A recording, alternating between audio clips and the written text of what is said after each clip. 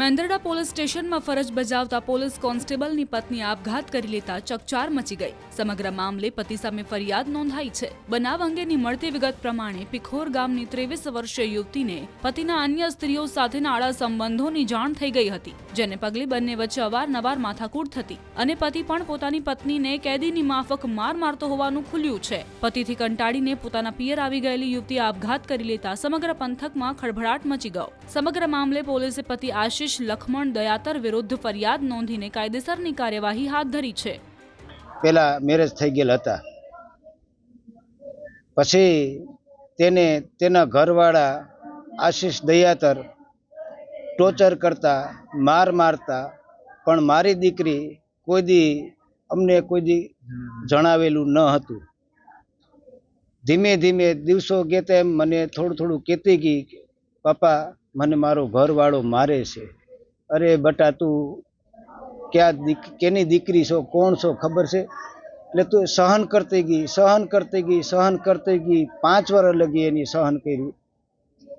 આગલા 1.5 મહિનો થઈ ગયો, તે 28 દિવસ થયા એને અતિમાં અતિ ત્રાસ દેતો।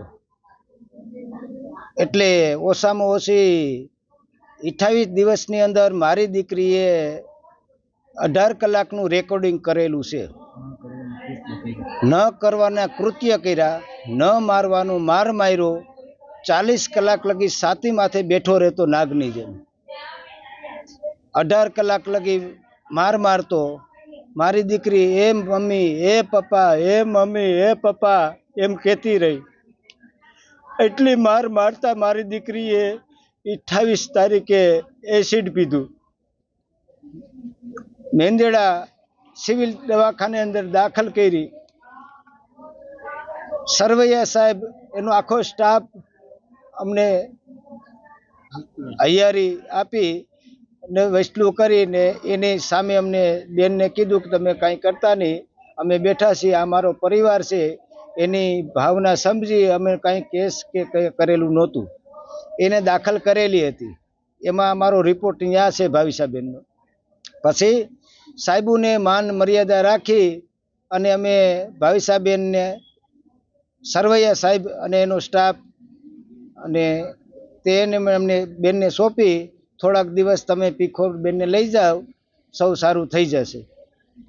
બેન પીખોર ગામ અમે તેડી આવ્યા અને એને જે માર માર્યો, એની એસિડ પીધું, ગળામાં ચાંદા પડ્યા, પછી અમે એને પ્રાથમિક ઘેરે સારવાર આપી, એને ખવડાવી પીવડાવીને થોડુંક એનું શરીરને ખ્યાલ રાખી અને 15 દિવસ અમે હાંચવી એની। પ્લસ જે 11 તારીખે બેને પગલું ભર્યું તે દિવસ આશિષ દયાતરને 3 કે 4 ફોન કર્યા, 3-4 મેસેજ કર્યા કે તે ફોન ઉપાડ તો વાત કરું।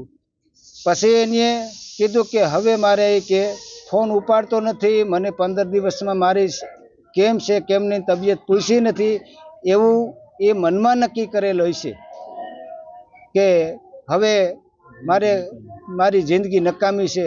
એને વિડીયોમાં રેકોર્ડિંગમાં એવો પોતે ઉલ્લેખ આપ્યો છે, લેખિતમાં પણ પોતે ઉલ્લેખ આપ્યો છે કે હું મારા મનની કંઈક સૌ છતાં કોઈ મારી કદર ન કરે, મારા વર કે આશિષ દયાતર, તો જીવીને શું કરવું એવું માનીને એને ગળો ફાંસાની તૈયારી કરી। પછી ગળો ફાંસો ખાઈને સેલ્ફી લીધી, સેલ્ફી લઈ અને મેસેજ મોકલ્યા કે આશિષ દયાતર હવે તારા માર મને સહન ન થયા, તારું આ બધું સહન ન થયું, તો હવે હું મારા જીવનને ટૂંકાવું છું, એવું કહીને મારી દીકરી ગળો ફાંસો ખાધો। આશિષ દયાતર જેમ આરોપીને મારતો એમ મારી દીકરીને મારતો। મારી દીકરી એના પાસે ઓડિયો છે, રેકોર્ડિંગ છે, અને 40 કલાક છાતી માથે બેઠો રહેતો, મોઢામાં બટકા ભરતો, હોઠમાં બટકા ભરતો, ટોર્ચર કરતો, 18 કલાક કરતો। પીખોર ગામના ભરતસિંહ બાબરિયા છે, એમની દીકરી ભાવિસાબેન છે, તે માતરવાણીયા ગામના આશિષ દયાતર સાથે એમના 5 વર્ષ અગાઉ લગ્ન થયેલ હતા। તેમની સાથે ત્યાં સાસરે હતી। આ જે યુવક છે આશિષ દયાતર, તે પોલીસ વિભાગમાં કોન્સ્ટેબલ તરીકે અગાઉ મેંદરડા ખાતે ફરજ બજાવતા હતા અને પરિવાર સાથે બંને પતિ પત્ની મેંદરડા ખાતે સરકારી ક્વાર્ટરમાં વસવાટ કરતા હતા। એ દરમિયાન મરણ જનાર જે દીકરી છે ભાવિસાબેન, તેમને એવો ખ્યાલ આવે કે પોતાના પતિને અન્ય સ્ત્રીઓ સાથે આડા સંબંધો હોય, જે બાબતે તેઓએ પોતાના પતિને આ બાબતે ઠપકો આપતા તેમના પતિએ તેમ ઉશ્કેરાય અને અવારનવાર તેમની સાથે મારઝૂડ અને માનસિક ત્રાસ આપતા હતા. આ બાબતથી કંટાળી જઈ અને પોતાના પતિને અન્ય સ્ત્રીઓ સાથે આડા સંબંધો હોવાથી માનસિક તાણમાં હોવાને કારણે આ જે ભાવિસાબેન નામની દીકરી છે તે ગળે ટૂંપો ખાઈ અને આત્મહત્યા કરેલી છે.